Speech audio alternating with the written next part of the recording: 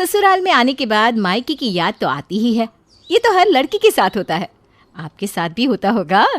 लेकिन हमारी रश्मि शायद अपने मायके से ज़्यादा ही जुड़ी हुई है, इसीलिए ससुराल आने के बाद भी वो मायके की बात नहीं भूल रही थी।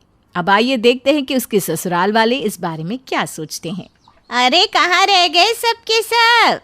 अरे जानकी, आजा आजा, यहाँ आंगन में आजा, मैं यहाँ हूँ। क्या बात है, तू यहाँ बैठी है आराम से? अरे सर्दी बहुत है ना, तो थोड़ी धूप सेक रही थी। तू बता कैसे आना हुआ? अरे तेरे घर नई बहू आई है तो मैं देखने भी नहीं आ सकती क्या? नई बहू को ही देखने आई हूँ। कहाँ है दोनों बहुएं? अरे यहीं है, दोनों रसोई में नाश्ता बना रही है। अच्छा अच्छा, ज़रा बुला तो नई बहू को, उससे मिलके उसे आशीर्वाद तो दे दूँ मैं। हाँ बैठ, बुलाती हूँ मैं। अरे रश्मि बहू, ज़रा यहाँ आना बेटा। जी आई माँ जी। देख, ये है हमारी पड़ोसन जानकी, और मेरी सहेली भी तुझसे मिलने आई है। नमस्ते आंटी जी। नमस्ते नमस्ते। और बहू, कैसा लग रहा है घर? अच्छा तो लग रहा है ना तुम्हें? हाँ आंटी जी, अच्छा तो लग रहा है, लेकिन मायके की ना बड़ी याद आती है। हाँ वो तो होता ही है बहू, नए नए ससुराल में। लेकिन इस घर के सारे सदस्य ना बड़े ही अच्छे स्वभाव के हैं, तुझे मायके की कमी महसूस नहीं होगी। हाँ रश्मि बहू, तू भी मेरी बेटी जैसी ही है। जब भी तुझे अपनी माँ की याद आए तो यहाँ आ जाया कर, मैं हूँ ना बेटा। देखा कितनी अच्छी सास मिली है तुझे। बहू, तुझे किसी भी बात की कमी नहीं होगी कभी भी। कावेरी तो तुझे बेटी की तरह ही प्यार देगी, बहुत ध्यान रखेगी तेरा। ध्यान तो मेरी माँ रखती थी। मेरे कहने से पहले ही मुझे सारी चीज़ें मिल जाया करती थी। मेरी आंखों में कभी भी आंसू नहीं आने देती थी। अरे बहू, ऐसे उदास नहीं होते। एक काम कर, ये ले पैसे और जा थोड़ी देर मार्केट घुमा। थोड़ी शॉपिंग करेगी तो तेरा मन भी बहल जाएगा। जा, ये ले बेटा। देखा कितना प्यार करती है तुझसे तेरी सास। कितने पैसे दे दिए तुझे ऐसे ही। हाँ, मेरी माँ भी ना बिल्कुल ऐसा ही करती थी। वो तो मेरे हाथों में इतने पैसे रख देती थी कि मैं पूरा महीना शॉपिंग करके आ जाऊँ। खैर, अब मायके वाले तो मायके वाले ही होते हैं। माँ जी, मैं मार्केट होकर आती हूँ। हाँ ठीक है बेटा। अरे कावेरी, ये तेरी छोटी बहू तो मायका मायका कर रही है। इतना अच्छा है क्या इसका मायका? होगा, अब मुझे क्या पता। वैसे भी हर लड़की को शुरुआत में ऐसा ही लगता है। ठीक हो जाएगी थोड़े वक्त में। हाँ ये भी सही है। इसे तो अब ससुराल में भी मायके का ही स्वाद आ रहा है। खैर ठीक है, अब मैं चलती हूँ। रश्मि एक बात में नहीं, पर हर बात में अपने मायके वालों को याद करती और उनकी बढ़ाई करती रहती थी, और अपने ससुराल वालों को अपने मायके वालों से कंपेयर करती रहती। आ जाओ सब जल्दी से टेबल पर। अरे ऐसा तो क्या बनाया है जो पूरे घर में इसकी खुशबू आ रही है? आज मैंने चाइनीज़ खाना बनाया है, रश्मि को पसंद है ना? अरे वाह रश्मि, देखा भाभी तुम्हारा कितना ख्याल रखती है। थैंक यू भाभी। अरे थैंक यू बाद में कहना, पहले खाना खाकर तो देखो। हाँ चलो सब लोग बैठ जाओ, खाना खाओ। दिखने में ही कितना स्वादिष्ट लग रहा है। हाँ, खुशबू से तो ऐसा ही लग रहा है। अच्छा रश्मि, ये बताओ तुम्हें पसंद आया ना? अच्छा है, लेकिन भैया की पत्नी यानी मेरी भाभी ना मेरे लिए ऐसा ही बनाती थी। वो ना ज़्यादा स्वादिष्ट लगता था। पता नहीं वो कौन सा मसाला डालती थी, इतना स्वाद लगता था। ये भी अच्छा है, लेकिन उनका कोई जवाब नहीं। अरे मुझे तो ये सारा खाना बड़ा स्वाद लगा।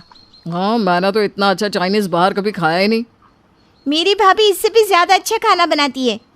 पता नहीं मेरे लिए कौन कौन सी डिशेस बनाती है, और वो सब इतनी स्वादिष्ट होती है कि क्या बताऊँ। अच्छा, लगता है मिलना पड़ेगा तुम्हारी भाभी से। ऐसा तो क्या डालती है जो तुम इतनी तारीफ़ कर रही हो? हाँ, अब रश्मि बहू इतनी तारीफ़ कर रही है तो कुछ तो होगा ही। हाँ, मेरी भाभी बहुत ही ज़्यादा अच्छी कुक है सच में। ठीक है, चलो कभी उनके हाथ का भी खाना खा लेंगे। अब ये खाते हैं, कहीं खाना ठंडा ना हो जाए। रश्मि की ये आदत जाने का नाम ही नहीं ले रही थी। उसे हर बात में अपने मायके वालों की याद आने लगती और वो उनकी तारीफ़ों के पुल बांधने लगती। अरे रवि, क्या लाया है? अरे मैं आज ऑफिस से आ रहा था तो पास ही में एक सूट की नई दुकान खुली थी। सोचा भाभी और रश्मि के लिए ले लेता हूँ। देखिए ना, आपके लिए एक साड़ी भी लाया हूँ, बताइए कैसी लग रही है? अरे वाह रवि, ये साड़ी तो बहुत सुंदर है और सूट भी बहुत सुंदर है। देविया, रश्मि, ज़रा यहाँ आना। देखो रवि, तुम दोनों के लिए क्या लाया है। दिव्या भाभी ये आपके लिए और रश्मि ये तुम्हारे लिए। अच्छा है ना, दुकान का सबसे सुंदर सूट कहा था मैंने दुकानदार को देने के लिए। रवि, ये सूट सच में बहुत अच्छा है, मुझे तो बहुत पसंद आया और रंग भी बहुत अच्छे हैं। हाँ, मैंने बहुत ध्यान से आप दोनों के लिए पसंद किए हैं सूट। रश्मि, तुम्हें कैसा लगा? पसंद तो आया ना? हाँ, सूट बहुत अच्छा है, लेकिन आपको पता है मेरे पापा बाज़ार से चुन चुन के मेरे लिए सूट लाया करते थे। आपको क्या बताऊँ, क्या रंग होते थे इनके, क्या सूट की डिज़ाइन, इतना सुंदर सूट कि मैं देखकर ही खुश हो जाया करती थी। इससे भी सुंदर सूट ले आते थे तुम्हारे पिताजी? हाँ सच में माँ जी, बहुत ही सुंदर सूट ले आते। और उनको पता है ना मुझे किस तरह के सूट पसंद है। ये भी अच्छा है, पर मेरे पिताजी जो लेकर आते थे ना, उनकी बात ही कुछ निराली है। ठीक है भाई, कभी ससुर जैसे भी पूछ लेंगे कि ऐसा तो क्या लेकर आते थे आप हमारी मेम साहब के लिए जो इतनी तारीफ़ करती है आपकी। ऐसी कोई चीज़ नहीं थी जो रश्मि को अपने मायके वालों के बारे में ना कही हो।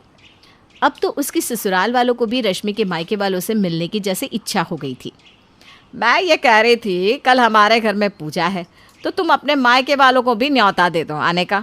वो भी कभी हमारे घर आए नहीं शादी के बाद, हम भी उनसे मिल लेंगे। दिव्या बहू के मायके वाले तो बाहर घूमने गए हैं, इसलिए आ नहीं सकते, वरना वो भी आ जाते। ठीक है माँ जी, मैं उन्हें न्योता दे देती हूँ। हाँ, पूजा के बाद वो हमारे साथ खाना भी खा लेंगे। हाँ, मैं उनके लिए कुछ अच्छा सा बना लूँगी, फिर साथ में खाएंगे सब लोग। जी ठीक है, मैं उन्हें न्योता दे देती हूँ कल आने का। रश्मि ने अपने मायके वालों को अपने ससुराल में आने का न्योता दे दिया और रश्मि के ससुराल वाले उसके मायके वालों के आने की तैयारी में लग गए। अरे दिव्या बहू, खाना बना दिया है ना? जी माँ जी, मैंने बहुत सारे डिशेस बनाए हैं, छोले भटूरे, हलवा पूरी और चाइनीज़ भी। वाह वाह, अच्छा किया, वो पहली बार हमारे घर आ रहे हैं और रश्मि इतनी तारीफ़ करती रहती है उनकी, तो हमारी खातिरदारी में भी कमी नहीं रहनी चाहिए। अरे माँ, कोई कमी नहीं रहेगी, हमने सारा इंतज़ाम कर दिया है, बाहर का आंगन भी लाइट से सजा दिया है। ये अच्छा किया तुम दोनों ने, घर बहुत सुंदर लगना चाहिए। हाँ, मैंने फूल भी मंगवा दिए हैं ताज़े ताज़े, जिससे घर में चारों तरफ खुशबू रहे। माँ, बिल्कुल चिंता मत कीजिए, हमने सारा इंतज़ाम कर दिया है, उन्हें किसी भी बात की कोई तकलीफ़ नहीं होगी। रश्मि के ससुराल वालों ने उसके मायके वालों के लिए अच्छे से अच्छा इंतज़ाम किया था और जब रश्मि के मायके वाले उसके ससुराल पहुँचे तो उनकी आंखें तो जैसे फटी की फटी रह गई। चलो माँ अंदर, यहाँ क्या कर रही हो? सब अंदर तुम्हारी राह देख रहे हैं। क्या हुआ बहन जी, कुछ कमी है क्या? अरे कमी? आपका घर तो स्वर्ग जैसा लग रहा है बहन जी, मैंने तो आज तक इतना सुंदर घर कहीं नहीं देखा, सच में। अरे माँ चलो ना अब अंदर। हाँ हाँ, आइए आइए, अंदर आइए। वाह, क्या घर है सच में। रश्मि, तू कितनी भाग्यशाली है कि तुझे ऐसा ससुराल मिला है। वहाँ अपने मायके में तो एक कमरे के लिए रोती रहती थी ये। अरे क्या पिताजी, आप भी मजाक कर रहे हैं? अरे मजाक नहीं कर रहा हूँ मैं, अपने मायके में तो हमेशा शिकायत करती रहती थी, पिताजी मुझे मेरा कमरा चाहिए, ऐसा सूट चाहिए, अब तो बेकार रंग के सूट ले आते हैं। आज देखा कितना सुंदर सूट पहना है तूने। हाँ, पर फिर भी पिताजी, रश्मि को तो आपके लाए हुए सूट पसंद आते हैं। क्यों रश्मि, है ना? ऐसा कुछ नहीं है। और ये खाना, मैंने तो आज तक अपनी ज़िंदगी में ऐसा खाना नहीं खाया। सच में दिव्या जी, आपने तो कमाल ही कर दिया। मैं ना दाल चावल भी ठीक से नहीं बना पाती। अरे क्या भाभी, आप भी ऐसे मजाक कर रही हैं? हाँ, रश्मि को तो आपके हाथों का खाना बहुत पसंद है, सच में। अरे अपने मायके में तो सारा दिन बाहर का खाना खाती रहती थी ये, मेरे हाथ का ना इसे कभी कुछ नहीं भाता था। अरे आज तो इन सब ने मेरी बैंड ही बजा दी। यहाँ तो मेरी बेटी राजकुमारी बन के रहती है, मैं तो बहुत खुश हूँ ये सब देखकर। रश्मि और उसके मायके वालों ने अच्छे से खाना खाया और अपने घर जाने के लिए निकलने लगे। रश्मि, ये तेरे लिए शगुन बेटा। हाँ मुझे पता था। देखा माँ जी, मेरे पिताजी ना कभी भी मुझे शगुन के बिना नहीं भेजते। अपना ध्यान रखना और इस शगुन से कुछ ना कुछ अपने लिए ले लेना। जी पिताजी। मेरे पिताजी भी ना इतना सारा शगुन देकर चले गए। इतना सारा शगुन? माँ, पूरे 101 का शगुन दिया है मेरे ससुर जी ने। 101। रश्मि बहू, इससे अपने लिए बाजार से कुछ अच्छी चीज ले लेना, ठीक है? अब शायद रश्मि को ससुराल में मायके का स्वाद अच्छे से आ चुका है, क्यों है ना रश्मि? हाँ जी। विनीत की शादी कुछ ही दिन पहले कविता के साथ हुई थी। कविता दिखने में काफी खूबसूरत थी, इसीलिए विनीत और उसके परिवार को वो जल्दी पसंद भी आ गई और जल्दी जल्दी शादी भी हो गई। शादी होने के बाद जैसे ही कविता अपने ससुराल में रहने के लिए आई, कविता की मुंह दिखाई की रस्म चल रही थी। अरे बहू, घूंघट जरा लंबा निकाल कर बैठो, मोहल्ले की सारी औरतें आती होंगी अभी तुमसे मिलने के लिए। कविता ने चुपचाप बिना कुछ कहे लंबा सा घूंघट कर लिया और बैठ गई। थोड़ी देर के बाद, अरे वाह वाह, आज तो नई बहू का चेहरा देखेंगे। हाँ हाँ, क्यों नहीं, विनीत की नई नई शादी हुई है, सुना है बहू काफी सुंदर है। बहू जरा अपना घूंघट तो उठाओ, देखो मेरी सहेलियां तुमसे मिलने आई है। कविता की सास की सहेलियों ने जैसे ही घूंघट ऊपर उठाकर उसका चेहरा देखा तो जोर जोर से हंसने लगी। अरे क्या हुआ, इस तरह हंस क्यों रही हो? अरे भला ऐसा भी क्या देख लिया, मजाक बना रही है मेरी बहू का? अरे नहीं नहीं, हम क्यों तुम्हारी बहू का मजाक बनाने लगे? अरे तो फिर इस तरह हंस क्यों रही हो? खुद ही अपनी बहू का घूंघट उठाकर देख लो, पता चल जाएगा। कविता की सास ने जैसे ही उसका घूंघट उठाकर देखा तो उसे पता चला कि कविता एक छोटे बच्चे की तरह अपना अंगूठा मुंह में डालकर उसे चूस रही थी। ये देखकर कविता की सास ने डांटते हुए कहा, ये क्या कर रही हो बहू, ये सब अच्छा नहीं लगता। तुम कोई छोटी बच्ची हो जो इस तरह अंगूठा चूस रही हो? सॉरी मम्मी जी, गलती हो गई, आगे से ध्यान रखूंगी। कविता की सास को अपनी सहेलियों के सामने इस तरह इंसल्ट होने पर बिल्कुल भी अच्छा नहीं लग रहा था, लेकिन उन्होंने किसी तरह अपनी सहेलियों को समझा बुझा कर वहां से भेज दिया। कुछ दिनों तक ऐसा ही चलता रहा।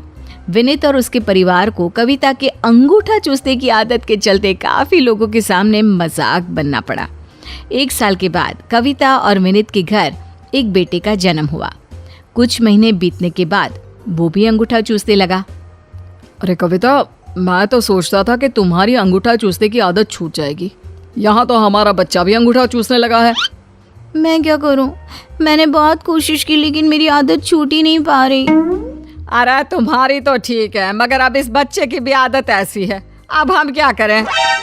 सही कह रही है माँ, कविता की आदत तो हम नहीं बदल सकते, लेकिन इस बच्चे की जिंदगी का क्या? ये भी बड़ा होकर इसी तरह अंगूठा चूसेगा।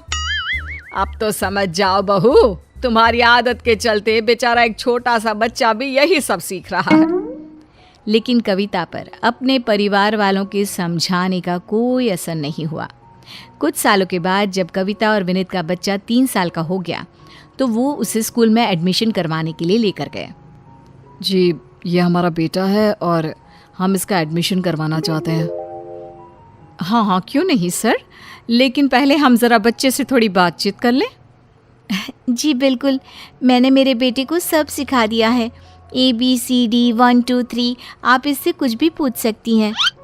लेकिन तभी उनका बेटा अंगूठा चूसने लगता है।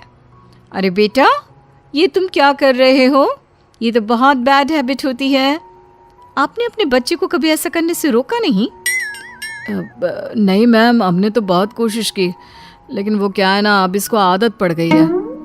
ठीक उसी वक्त कविता भी अपना अंगूठा मुंह में लेकर चूसने लगी। अरे ये क्या, आपकी तो बीवी अंगूठा चूस रही है, क्या है ये सब?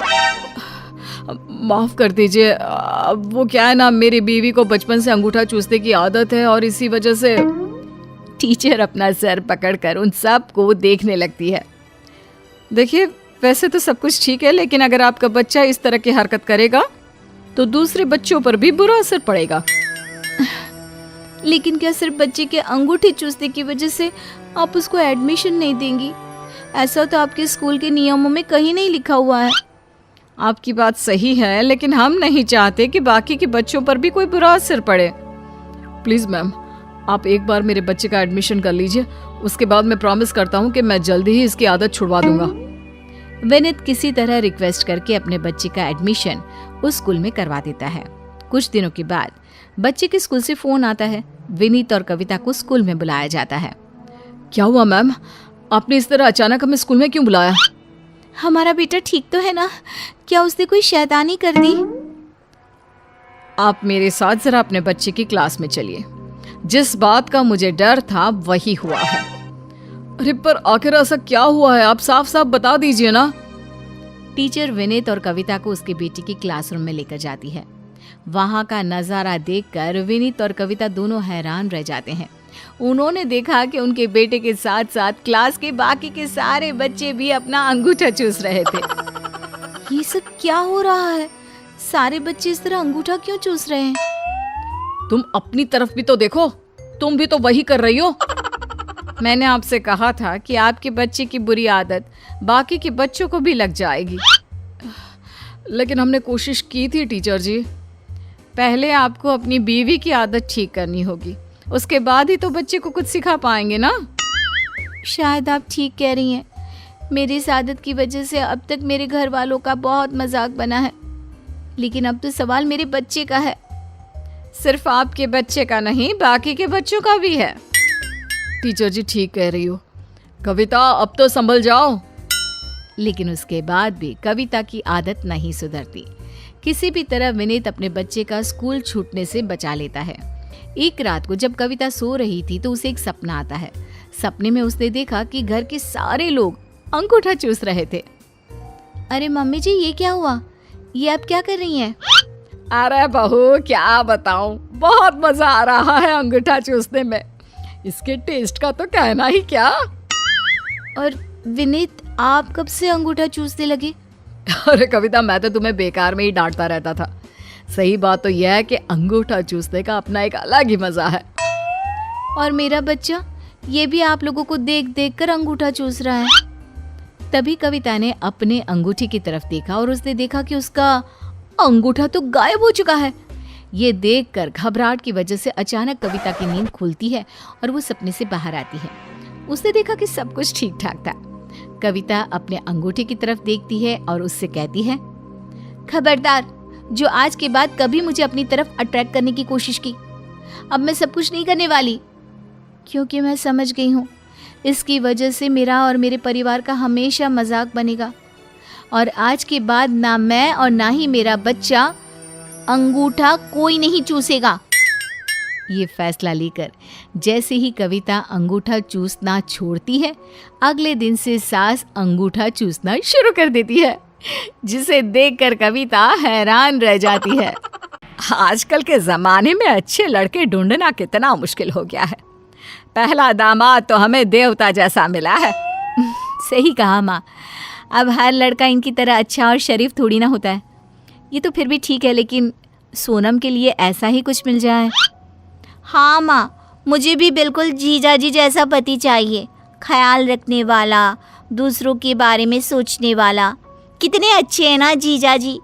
न जाने मुझे कब मिलेगा जीजाजी जैसा पति। वैसे भी साली साहिबा, हर लड़की की किस्मत आपकी बहन जैसी नहीं होती जिसे मुझ जैसा अच्छा पति मिल जाए। सुन रही हो ना सोनम की बात? आप ना चुप रहिए। आपकी तारीफ क्या कर दी, आप तो पेड़ पर ही चढ़ गए। हमें परेशान मत कीजिए, बस सोनम के लिए एक अच्छा सा लड़का ढूंढने दीजिए। कुछ दिनों बाद, अरे देख तो ये लड़का कैसा लग रहा है। लग रहा है कि दामाद जी जैसा ही होगा। हाँ रुक माँ, मैं अभी जीजा जी से पूछ कर बताती हूँ। सोनम अपने जीजा जी से पूछती है और शादी के लिए हाँ करती है। कुछ दिनों के बाद सोनम की शादी हो जाती है और वो अपने ससुराल चली जाती है। आज मेरी पहली रसोई है, क्या बनाऊं? कुछ भी बना लो, वैसे भी तुम खाना अच्छा बना लेती हो, इसलिए तुम कुछ भी बनाओगी घर वालों को अच्छा ही लगेगा। ऐसे ही कुछ भी कैसे बना लूं? आज मेरी पहली रसोई है, मुझे कुछ अच्छा बनाना चाहिए। ऐसा करती हूँ, जीजा जी को फ़ोन करके पूछती हूँ, वही बताएंगे। अरे इसमें जीजा जी से क्या पूछने की ज़रूरत है, मैं बताता हूँ। तुम खीर बनाओ, वो तुम बहुत ही अच्छा बनाती हो। नहीं नहीं, मैं जीजा जी से ही पूछती हूँ, वही बताएंगे। जीजा जी कहते हैं, अरे पहली रसोई है तो खीर बना लो सोनम। सोनम खीर बना रही होती है कि मैंने भी तो खीर ही बोला था ना, लेकिन तुम तो बस जीजा जी की ही बात मानोगी। शाम को। सोनम ये देखो, ये जगह हनीमून में जाने के लिए कैसी रहेगी? जगह तो बहुत अच्छी है, लेकिन तुम मेरे से ये क्यों पूछ रहे हो? अरे तो किससे पूछूं? अब हनीमून तो मैं तुम्हारे साथ ही जाऊंगा ना, क्यों? क्या हम घूमने जा रहे हैं? तुमने पहले क्यों नहीं बताया? मैं तुम्हें अच्छी सी जगह बताती। अरे तो अभी भी देर नहीं हुई है, अभी भी बता सकती हो। वैसे कैसे बताओगी तुम तो घूमने की शौकीन भी नहीं हो। अरे मेरे पास गूगल जीजा है ना। जीजा जी को क्या नहीं पता, सब जानते हैं। मैं ना जीजा जी से पूछ कर बताती हूँ। जीजा जी से? लेकिन जाना हमें है हनीमून के लिए, जगह वो क्यों बताएंगे? अरे तो क्या हो गया, वो थोड़ी ना जा रहे साथ में, जगह ही तो बताएंगे। वैसे भी जो बताएंगे वो बेस्ट ही होगी। तुम्हें मुझ पर भरोसा ही नहीं तो उन्हें ही साथ लेकर चली जाओ। अच्छा ये नैनीताल देखो, यहाँ चलते हैं।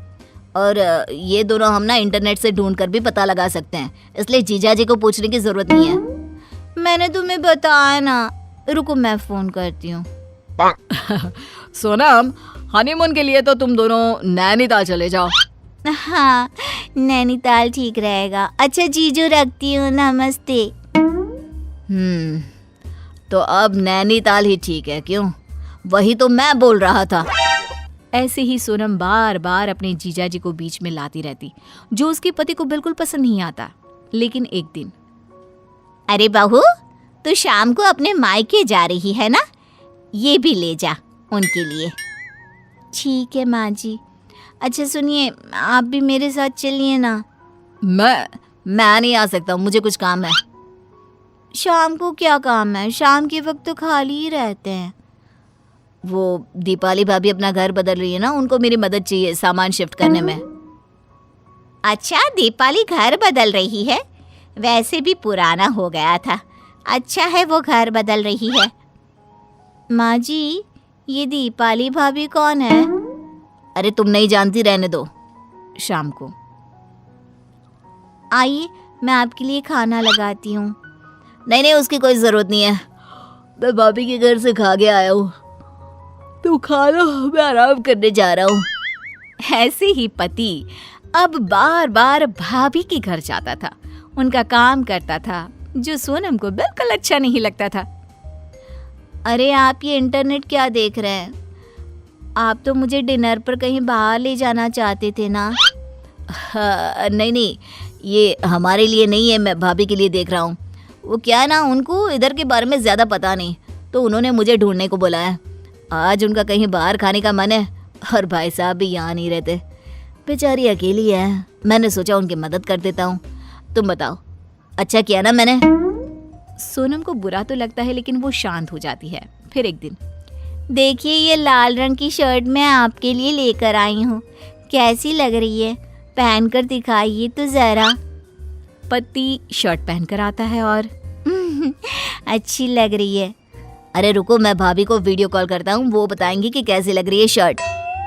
बस अब क्या था, ये सुनकर सोनम का पारा हाई हो जाता है।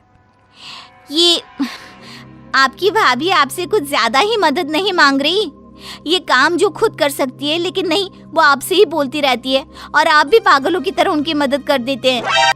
ये तुम क्या बोल रही हो? मैंने तुम्हें बताया ना कि वो अकेली है इस नई जगह पे। अच्छा तो वो अकेली है, और मैं, जब से आपकी ये भाभी आई है, आपने बीवी के बारे में सोचना ही छोड़ दिया। बस हर वक्त भाभी है, भाभी। वो आपके पास आपकी एक बीवी भी है, ये आप भूल गए हो?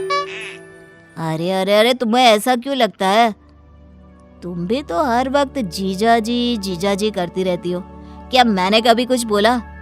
तो मेरे और भाभी को लेकर तुम्हें इतनी परेशानी क्यों हो रही है? क्योंकि मैं आपकी बीवी हूँ, और कौन सी बीवी को अच्छा लगेगा उसका पति उसको छोड़कर दूसरी औरत के आगे पीछे घूम रहा है? यही बात तुम्हारे लिए भी तो लागू होती है। एक पति को कैसा लगेगा जब उसकी बीवी उसके सामने अपने जीजा जी का नाम जपती रहे? ये आप क्या बोल रहे हो? वो तो मैं बस इतना ही कहना चाहता हूँ कि जिस तरह तुम्हें मेरा भाभी के घर जाना, उनकी मदद करना अच्छा नहीं लगता, उसी तरह मुझे भी तुम्हारा जीजा जी करना, हर काम उनसे पूछ कर करना मुझे भी बुरा लगता है। क्या तुमने कभी सोचा कि मुझे कैसा लगता है जब तुम हम दोनों के फैसले में अपने जीजा जी की राय मांगती हो? जिन चीजों का फैसला हमें लेना चाहिए तुम अपने जीजा जी को बीच में लाती हो, वो मुझे भी बिल्कुल पसंद नहीं है। मुझे माफ कर दीजिए, मुझे नहीं पता था आपको इतना बुरा लगता है, नहीं तो मैं ऐसा करती ही नहीं। माफ कर दीजिए, आज के बाद ऐसा कभी नहीं होगा। लेकिन आप भी अब से ना अपनी इस भाभी की मदद नहीं करोगे। मुझे इस तरह आपका उनकी मदद करना बिल्कुल पसंद नहीं है। हंस क्यों रहे हैं? अरे कोई भाभी है ही नहीं तो मैं किससे बात करूं? वो तो बस तुम्हें सबक सिखाने के लिए मैंने ऐसा किया था। काव्या के पिता नहीं थे, लेकिन बड़े भाई ने उसे पढ़ाया लिखाया। भाभी भी सोनल को बेटी की ही तरह रखती। लेकिन एक दिन, अरे प्रतीक बेटा, तुम्हारी बहन को एक लड़का पसंद है, उसके घर वालों ने हमें मिलने बुलाया है। ठीक है माँ, शाम को ऑफिस से जल्दी आ जाऊंगा। सभी लड़के वालों के घर जाते हैं, जहां काव्या की भाभी घर देखकर, अरे माँ, काव्या ने तो बड़े घर का लड़का पटाया है। वाह, क्या शानो शौकत, नौकर चाकर, गाड़ियां तो इतनी है कि पूछो मत, और एक ही कॉलोनी में 4-4 घर। माँ जी, आपकी बेटी के तो मजे हैं। काव्या के होने वाले ससुर कहते हैं, देखिए, मेरे बेटे के लिए तो एक से बढ़कर एक रिश्ते आ रहे थे, लेकिन वो है कि काव्या से ही शादी करना चाहता है। देखिए, मेरे पति नहीं है, जो है वो बेटा ही है, तो आप इसी से बात करिए, जो भी लेन देन करना है। नहीं नहीं, भगवान का दिया सब है हमारे पास, आप लोग बस संस्कारी बहू दे दीजिए। घर आकर सब काव्या को बधाई देते हैं। काव्या की माँ, देख काव्या, हमारे पास इतना तो नहीं कि हम तेरी शादी में खुला खर्च करें। तेरे ससुर भी ज्यादा डिमांड नहीं कर रहे हैं। हाँ, पर माँ, मुझे तो रोहित बल का ही लहंगा पहनना है, और सगाई से लेकर शादी तक के सारे फंक्शंस मुझे 5 स्टार होटल में ही करने हैं। भाई बहन की बात सुनकर कमरे में चला जाता है। क्या हुआ जी, परेशान क्यों हो गए? अरे वो काव्या देखो ना, हर जिद पूरी की उसकी, फिर चाहे वो महंगे कॉलेज हो या फिर कुछ और। लेकिन इतनी जल्दी इतनी अच्छी तरह से शादी करना। देखिए, भगवान का नाम ले, सब ठीक हो जाएगा। मेरे गहने हैं ना, वो मैं काव्या को दे दूंगी। लेकिन बाकी का खर्च? हाँ चलो, वो मैं देख लेता हूँ, पीएफ के लिए अप्लाई कर देता हूँ। भाभी, कल चांदनी चौक चलना, मुझे लहंगा देखना है। हाँ दिव्या, ले जाना इसे। और सुन, 8,000 से ज्यादा का लहंगा ना लेना काव्या। हाँ हाँ माँ। लेकिन बाजार में काव्या को तो इतने में कोई लहंगा पसंद नहीं आता। अरे भैया, वो वाला दिखाओ ना। अरे वो तो 25,000 का है बहन जी। अच्छा दिखाओ तो, दिखाने के भी पैसे लगते हैं क्या? काव्या लहंगे की चुन्नी सर पर डालती है और उसे लहंगा पसंद आ जाता है। काश मैं ये लहंगा ले पाती। दिव्या अपनी ननद को वो लहंगा दिला देती है। दोनों लहंगा लेकर घर आ जाते हैं, जहां सास कहती है, अरे ये 8,000 का इतना सुंदर लहंगा। हाँ माँ, सिर्फ 8,000 का ही है। दिव्या काव्या की बात पर हैरान हो जाती है, लेकिन कुछ नहीं कहती। शादी की पूरी तैयारी में दिव्या एक से बढ़कर एक सामान लेकर आती है और अपनी औकात से बढ़कर काव्या के भाई और भाभी उसकी शादी करते हैं। काव्या की शादी के बाद, माँ, इतने लोगों के पैसे देने हैं, कैसे मैनेज होगा? अरे मैं नौकरी कर लेती हूँ ना, जल्दी सबके पैसे चुकता कर देंगे। फिर क्या, दोनों पति पत्नी मेहनत कर शादी के कर्जे को निपटाने की कोशिश में लग जाते हैं। अरे दिव्या, काव्या की पहली दिवाली है, तो थोड़ी बहुत मिठाई और कपड़े ले आना। दिव्या से जितना बन पड़ता है वो कर देती है। सास सारा सामान लेकर काव्या को दे आती है, लेकिन अगले दिन, अरे माँ, ये भाभी तो बड़ी कंजूस है, क्या कपड़े लेकर आई है? थोड़ा पैसा ज्यादा लगाकर अच्छी साड़ी ले आती, और समझ नहीं आता तो सीधे पैसे दे दिया करो ना। दिव्या, काव्या का पहला करवा चौथ है, तो 10,000 दिया ना।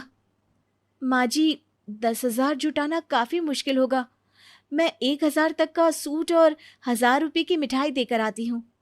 अरे नहीं नहीं, पिछली बार भी तूने बेइज्जती की थी। अरे पहला साल ही तो देना है, फिर तो कुछ ना दो तो भी चलेगा। ऐसे कैसे कुछ ना दो माँ जी, और फिर करवा चौथ तो हमारा भी है। सास की जिद के सामने दिव्या ऑफिस से एडवांस लेकर सास को पैसे दे देती है और सास उसे बेटी को दे आती है। अरे दिव्या, इस साल करवा चौथ में तू मुझे क्या दे रही है? हाँ माँ, जो आप कहे। देखो, मुझे तो पश्मीना का सूट चाहिए।